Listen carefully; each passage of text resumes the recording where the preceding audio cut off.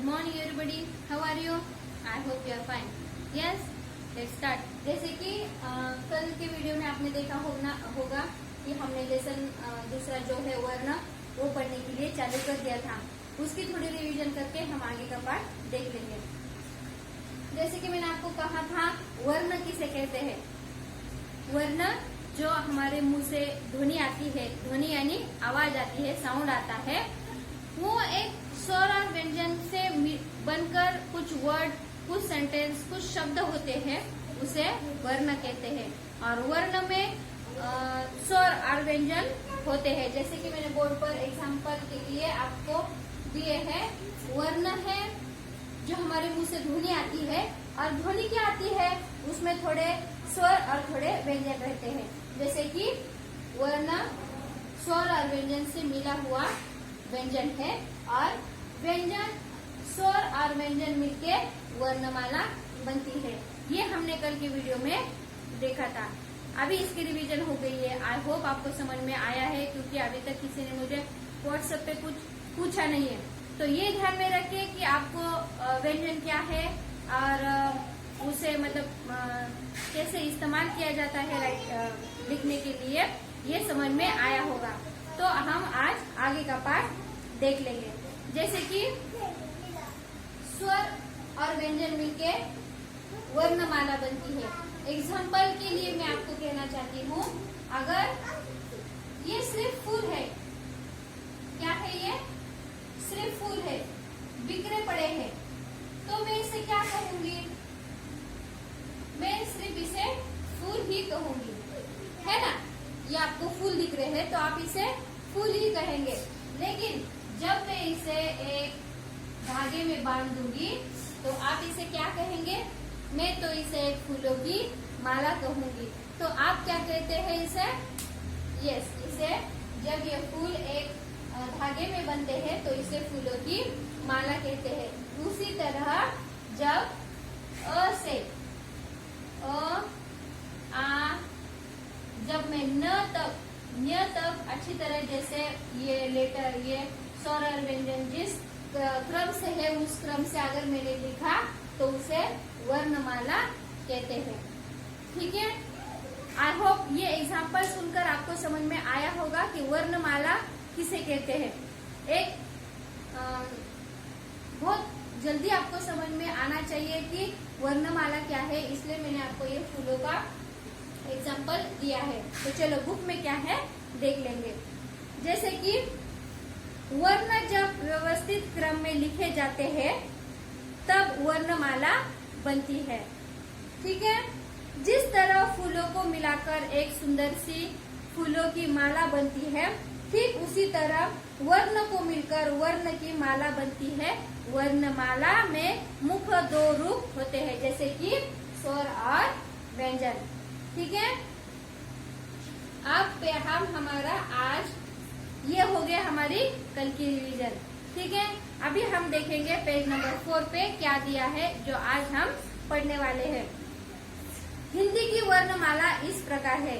जैसे कि ये पेज नंबर 6 पर आपको ये एक टेबल दिख रहा है, चार्ट दिख रहा है, ये है हमारी वर्णमाला। ठीक है, आज के लिए आपको होमवर्क है कि आपको स्वर और व्यंजन आपके नोटबुक में लिखने हैं।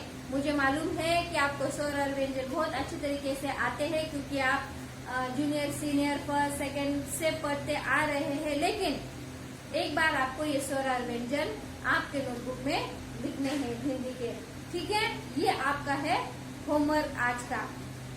और होमवर्क करने के बाद, आपका होमवर्क होने के बाद आप व्हाट्सएप ग्रुप पे भेज सकते हो, ताकि मैं उसे चेक कर लूँ। ठीक है, मुझे मालूम है कि चेक करने की जरूरत नहीं है, क्योंकि आप 3rd स्टैंडर्ड में हो, आपको स्वर और व्यंजन बहुत अच्छे तरीके से आते हैं। ठीक है, तो चलो अभी हम देखते हैं कुल मिलाकर स्वर कितने हैं।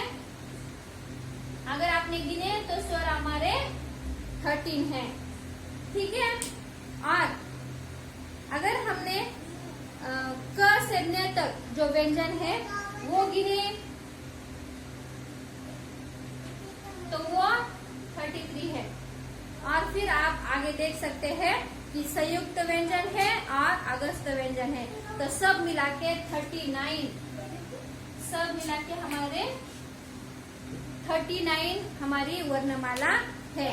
तो ये सारे लेटर, सारे जो शब्द है, सारे जो अक्षर है स्वर और व्यंजन के आपको आपके नोटबुक में लिखने हैं। तो आपको ध्यान में रखना है कि हमारे स्वर कितने हैं, व्यंजन कितने हैं और पूरे मिला के कितने हैं। ठीक है, मैंने आपको दिया है यहाँ पे 13 स्वर है, व्यंजन 33 है और संयुक्त 3 है, संयुक्त व्यंजन 4 है और अगस्त व्यंजन 2 है। तो पूरे कुल मिला के हमारे 39 स्वर और व्यंजन होते हैं। ये आपको ध्यान में रखना है। तो चलो आगे का देख लेंगे। वर्ण भाषा की सबसे छोटी स्वतंत्र इकाई है, इसलिए इसके टुकड़े नहीं किए जाते। जैसे कि वर्ण भाषा की एक सबसे छोटी इकाई है, इकाई यानी स्वर और व्यंजन जिसे कहते हैं हम, वो इकाई है। तो इसे छोटे छोटे पीसेस यानी छोटे छोटे टुकड़े में बांटा नहीं जा सकता। जैसे अनार को तोड़कर, जैसे कि ये मैंने अनार लिखा है यहाँ पर, तो इसे हम कैसे लिखेंगे? तोड़कर अगर लिखना है, इसे अलग अलग पार्ट में लिखना है, तो मैं इसे कैसे लिखूंगी? मैं लिखूंगी इसे अ प्लस न प्लस आ फिर र। ठीक है, तो इसे लिखेंगे हम अ ना र। ठीक है, ये हमने अलग अलग करके लिखने के बाद, मतलब इसको तोड़ने के बाद ये शब्द, अगर मैंने अनार ये शब्द अलग अलग तोड़कर लिखा तो ये ऐसा दिखेगा, ऐसा बनेगा। और मैंने जो इकाई है, अगर मैंने सोचा कि मैं इसे तोड़कर नहीं लिखूंगी तो ये बनेगा। ठीक है, तो ये बनेगा अ, फिर यहाँ पे आ की मात्रा और ये र। तो ये हो गया हमारा अनार शब्द। ठीक है, जैसे कि आपको और वर्ड्स बनाने हैं तो आप बना सकते हैं आपके नोटबुक में। एग्जाम्पल के लिए और भी कलम, ये शब्द कैसे लिखना है तोड़कर, वो बुक में दिया है, पेज नंबर 4 पे आप देख सकते हैं। संयुक्त व्यंजन दो अलग अलग व्यंजन से मिलकर बनने के कारण क्ष, त्रज्ञ और क्ष संयुक्त व्यंजन कहलाते हैं। मतलब वो अलग अलग व्यंजनों से मिलकर बनता है। जैसे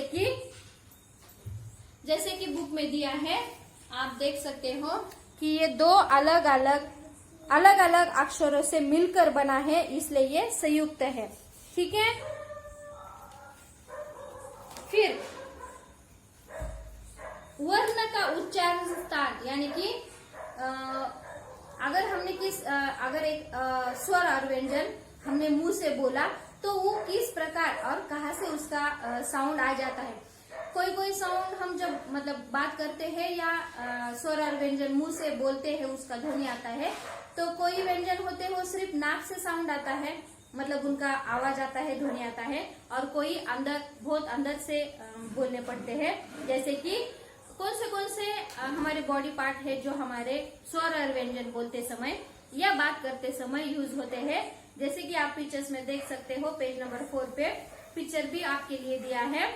नाक, मुर्धा, तालू, दांत, होठ और गला, ये सारी चीजें जैसे कि बॉडी पार्ट है, वो जब हम बोलते हैं स्वर और व्यंजन, हम जब बोलते हैं तो स्वर और व्यंजन मिलकर एक शब्द बनता है और बहुत सारे शब्द मिलकर एक वाक्य, एक सेंटेंस बनता है। तो जो भी हम बोलते हैं मुंह से, जो भी ध्वनि आता है तो स्वर और व्यंजन का ही आता है।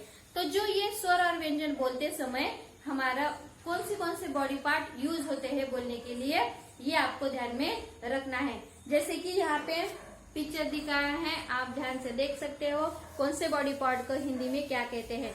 मुझे मालूम है आपको इंग्लिश में मालूम है कि कौन से बॉडी पार्ट को क्या कहते हैं, लेकिन आपको हिंदी में भी देखना है। ठीक है, आज के लिए आपका होमवर्क है, आपको स्वर और व्यंजन याद रखने हैं कि स्वर कितने हैं, व्यंजन कितने हैं। आपको स्वर और व्यंजन आपके नोटबुक में लिखने हैं। आपके बॉडी पार्ट्स यहाँ पे सिर्फ 5 और 6 दिए हैं, लेकिन आपको पूरे हेड से लेकर टोस तक जो इंग्लिश में आपको मालूम है आपको हिंदी में सर्च कर आपके नोटबुक में लिखना है। जैसे कि होठ को आपको लिप्स इंग्लिश में मालूम है तो आपको मराठी में उसको लिखना है होठ, हिंदी में लिखने हैं होठ और इंग्लिश में लिखने हैं लिप्स। तो ये रहा आपका homework.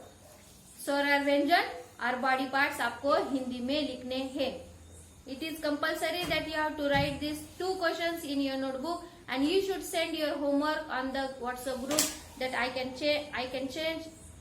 check and I will send you. Okay?